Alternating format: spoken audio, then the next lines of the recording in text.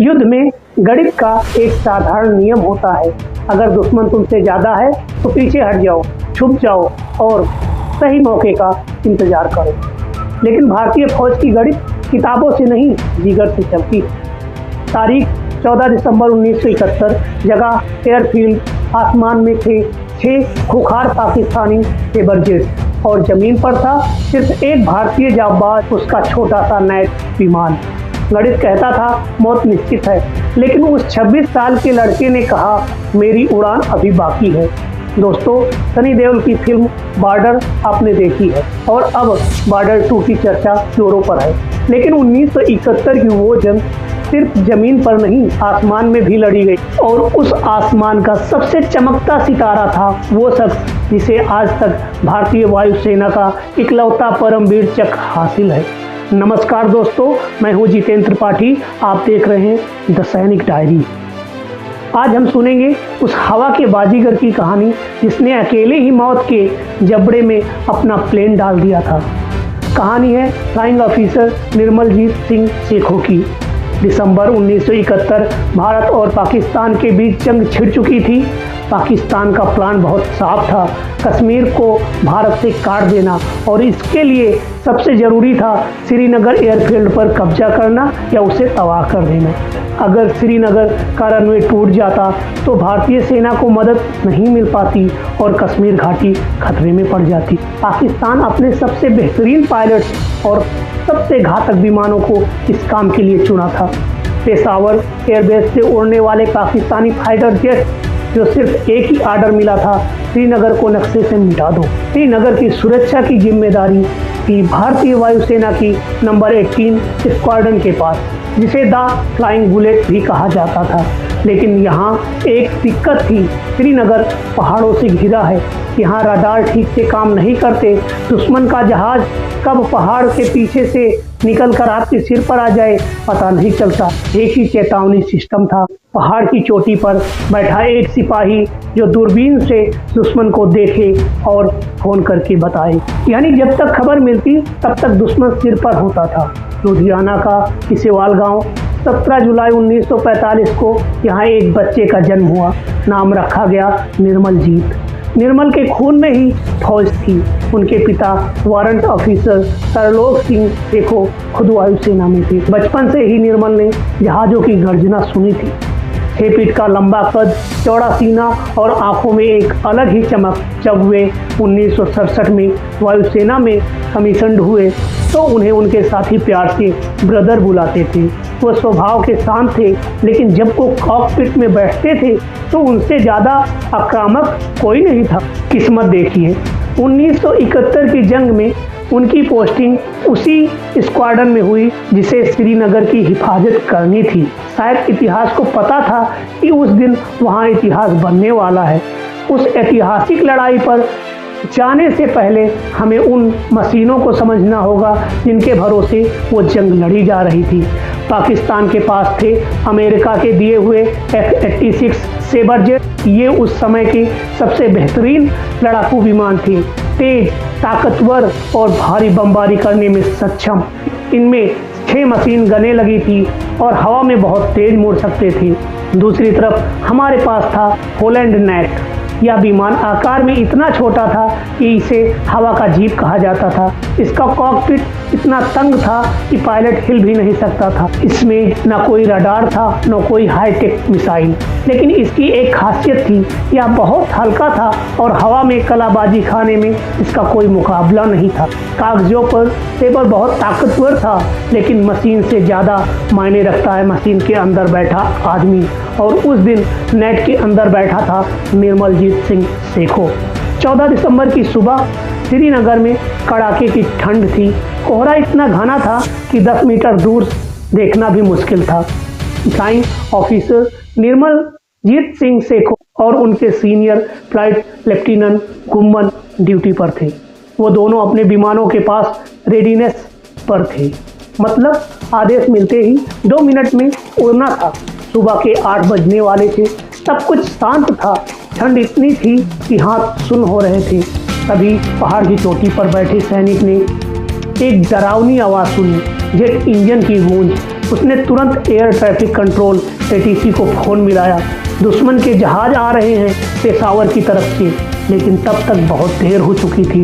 दुश्मन के 6 sabre jets radar को धोखा देकर पहाड़ों की आड़ लेकर बिल्कुल श्रीनगर एयरफील्ड के ऊपर पहुंच चुके थे। इससे पहले कि सायरन बजता पहला बम रनवे पर गिरा, पूरा एयरबेस हिल गया।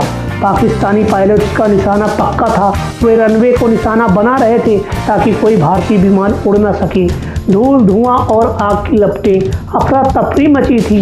एटीसी ने चिल्लाकर रेडियो पर कहा, स्क्रैम्बल स्क्रैम्बल। यह वायुसेना का कोड है, मतलब तुरंत उड़ो और हमला करो। लेकिन स्थिति देखो दोस्तों, रनवे पर बम गिर रहे हैं, दुश्मन सिर के ऊपर चक्कर काट रहे हैं। ऐसे में टेक ऑफ करना आत्महत्या करने जैसा है। नियम कहता है जब एयरफील्ड पर हमला हो रहा हो तो पायलट को बंकर में छुप जाना चाहिए, क्योंकि उड़ते हुए विमान को निशाना बनाना सबसे आसान होता है। लेकिन निर्मलजीत सिंह सेखों ने उस दिन नियम की किताब फाड़ दी। उन्होंने अपने साथी घुम्मन से इशारा किया। इंजन स्टार्ट हुआ, नेट की सीटी जैसी आवाज गूंजी। पहले लेफ्टिनेंट घुम्मन का जहाज आगे बढ़ा, उनके पीछे सेखों का। रनवे पर जगह जगह गड्ढे हो चुके थे। धुआं इतना था कि कुछ दिख नहीं रहा था। जैसे ही घुम्मन का जहाज हवा में उठा, पीछे से पाकिस्तानी सेबर जेट्स ने देख लिया।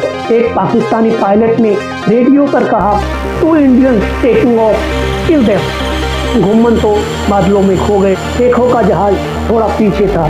जैसे ही सेखों ने अपने नेट के पहिए जमीन से उड़ाए, ठीक उसी वक्त पाकिस्तानी सेबर जेट्स ने उन पर ड्राइव लगा दी। उन्होंने रनवे पर दौड़ते हुए सेखों पर बम गिराए।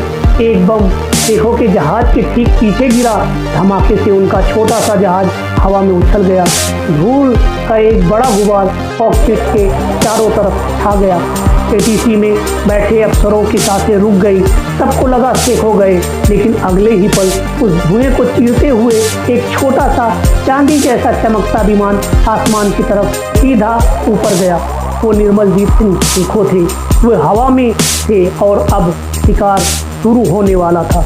अब आसमान में नज़ारा यह था, नीचे श्रीनगर एयरफील्ड जल रहा था। ऊपर 6 विशाल पाकिस्तानी सेबर जेट राज कर रहे थे। उनके बीच अकेला एक भारतीय नेट। समान तौर पर सेखों को अपनी जान बचाकर भागना चाहिए था, लेकिन उन्होंने वो किया जिसकी किसी पाकिस्तानी पायलट ने कल्पना तक भी नहीं की थी। वो भागे नहीं, वो सीधे दुश्मन के झुंड में घुस गए। श्रीनगर के लोग अपनी छतों पर चढ़कर यह मंजर देख रहे थे। सेखों ने हवा में अपने विमान को ऐसा मोड़ा कि दुश्मन चकरा गए। नेट का साइज छोटा होने का उन्हें पूरा फायदा मिला। 2 सेबर जेट्स ने उन पर पीछे से मिसाइल दागने की कोशिश की, लेकिन सेखों ने एक झटके में ही अपना प्लेन पलटा और सीजर्स मैनूवर करते हुए शिकार से शिकारी बन गए। अब सेखों एक पाकिस्तानी सेबर के ठीक पीछे थे। उन्होंने ट्रिगर दबाया। गोलियां सीधे पाकिस्तानी जहाज के विंग पर लगी। उस जहाज से काला धुआं निकलने लगा और वो लड़खड़ाते हुए भाग खड़ा हुआ। एक को मारने के बाद बाकी 5 पाकिस्तानी पायलटों का खून खौल गया। वो समझ गए कि कोई मामूली पायलट नहीं है। उन्होंने अपनी फॉर्मेशन तोड़ी और सब मिलकर उस अकेले नेट को घेर लिया। इसे कहते हैं फोल्स पैक स्ट्रेटेजी। एक जहाज सेखों के आगे उड़ता ताकि उनका ध्यान भटका सके और बाकी 4 पीछे से हमला करने की कोशिश करते। लेकिन सेखों वो तो आज अलग ही मिट्टी के बने थे। एटीसी से उन्हें संदेश मिला, सेखों वापस आ जाओ, तुम अकेले हो।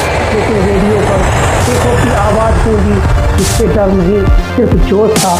I am behind 2 sabres, I won't let them get away. मतलब मैं 2 सेबर के पीछे हूँ, मैं उन्हें भागने नहीं दूंगा। और फिर उन्होंने दूसरे को निशाना बनाया। फिर से वही कलाबाजी। सेखों ने दूसरे जहाज को भी गोलियों से छलनी कर दिया। आसमान में सिर्फ धुआं ही धुआं था। नीचे खड़े कश्मीरी और सेना के जवान तालियां बजा रहे थे, नारे लग रहे थे। जो बोले सो निहाल, सत श्री अकाल। लेकिन दोस्तों, मशीन की अपनी सीमाएं होती हैं और संख्या बल का भी अपना असर होता है। देखो, अकेले 6 जहाज़ों से लगभग 10-15 मिनट तक लड़ते रहे। यह आधुनिक हवाई युद्ध के इतिहास में एक चमत्कार था। लेकिन तभी 4 सेबर जेट्स ने उन्हें चारों तरफ से घेर लिया। हजारों गोलियां एक साथ उनके छोटे से नेट पर बरसी। उनका जहाज बुरी तरह क्षतिग्रस्त हो गया, कंट्रोल सिस्टम फेल होने लगा, कॉकपिट में धुआं भर गया।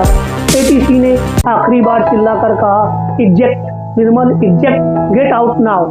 सेखों ने कोशिश की, उन्होंने इजेक्शन बटन दबाया, कैनोपी उड़ी, लेकिन शायद किस्मत को कुछ और ही मंजूर था। विमान बहुत नीचे आ चुका था और वो उल्टा था। इससे पहले कि पैराशूट खुल पाता, भारत का वो शेर अपने विमान के साथ कश्मीर की उस मिट्टी में समा गया जिसकी हिफाजत की कस्में उसने खाई थी। धमाका हुआ और फिर एक अजीब सी खामोशी छा गई। उस दिन पहाड़ भी रोए थे। निर्मलजीत सिंह सेखों चले गए, लेकिन वो अकेले नहीं गए। उन्होंने पाकिस्तान के मिशन को फेल कर दिया था। उनके उस हमले से पाकिस्तानी पायलट इतना डर गए थे कि वे अपने बम ठीक से गिरा ही नहीं पाए और भाग गए। श्रीनगर एयरफील्ड बच गया, कश्मीर बच गया। उस महान बलिदान के लिए फ्लाइंग ऑफिसर निर्मलजीत सिंह सेखों को मरणोपरांत देश का सर्वोच्च सैनिक सम्मान परमवीर चक्र दिया गया। जी हाँ, आज तक वे भारतीय वायुसेना के इकलौते ऐसे अधिकारी हैं जिनके सीने पर यह मेडल है। दोस्तों, बॉर्डर 2 फिल्म में हम शायद लोंगेवाला की लड़ाई देखें और जब जमीन पर मेजर कुलदीप सिंह चांदपुरी लड़ रहे थे तो आसमान में निर्मलजीत सिंह सेखों ढाल बनकर खड़े थे। 26 साल की उम्र, नई नई शादी, पूरी जिंदगी सामने थी, लेकिन जब बात देश की आई तो उन्होंने कैलकुलेटर नहीं देखा, उन्होंने बस कॉकपिट देखा। आज सैनिक डायरी के जरिए मैं जितेंद्र त्रिपाठी आप सभी से बस एक अनुरोध कर रहा हूँ, जब भी आप किसी फौजी को देखें या आसमान में किसी फाइटर जेट को गरजते हुए सुने तो एक पल के लिए निर्मलजीत सिंह सेखों को याद जरूर कीजिएगा। अगर इस कहानी ने आपके रोंगटे खड़े कर दिए हो तो कमेंट में जय हिंद और सैल्यूट टू सेखों लिखना ना भूलें। इस वीडियो को हर भारतीय तक पहुंचाएं ताकि दुनिया जाने हमारे असली हीरोज को। मैं मिलूंगा आपसे अगली कहानी में, तब तक के लिए वंदे मातरम, जय हिंद।